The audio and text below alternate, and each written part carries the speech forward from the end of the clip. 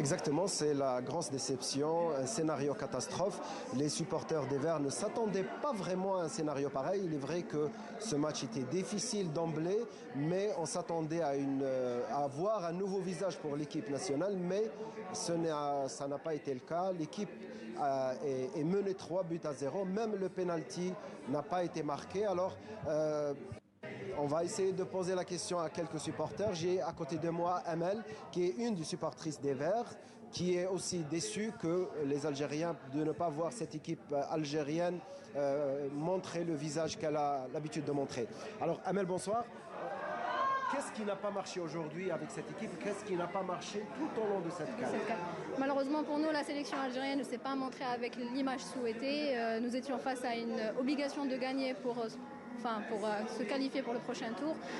Surtout qu'on s'est habitué aux résultats positifs. Nous avions eu un record de 35 matchs sans défaite, mais malheureusement ça a été rompu. Ce qui est difficile, c'est de ne pas digérer cette défaite, cette disqualification, surtout que nous étions les champions d'Afrique en 2019, mais je pense que peut-être c'est une bonne occasion de rebondir et de revoir la tactique, parce que franchement nous n'avons pas vu la vraie image de l'équipe nationale sur tous les plans, sur l'attaque, la défense. On a vraiment perdu la concentration sur des balles arrêtées. Mais rien n'est joué malgré ça.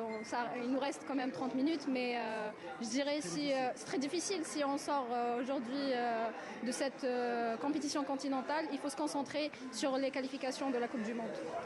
Et alors voilà, il ne reste désormais pas grand-chose pour cette équipe d'Algérie en cette CAN. Il faut attendre les éliminatoires de la Coupe du Monde en espérant que les joueurs de Djebel Belmadi corrigent cette image et peuvent espérer se qualifier au mondial qui va se dérouler au Qatar cette année. Merci beaucoup Kamel Zaït, et je vois que Amel est une grande spécialiste de football à vos côtés. Rappelons qu'officiellement l'Algérie n'est toujours pas éliminée, mais les carottes sont cuites comme on pourrait dire, d'autant plus que l'Algérie, Karim nous le disait, a raté un penalty.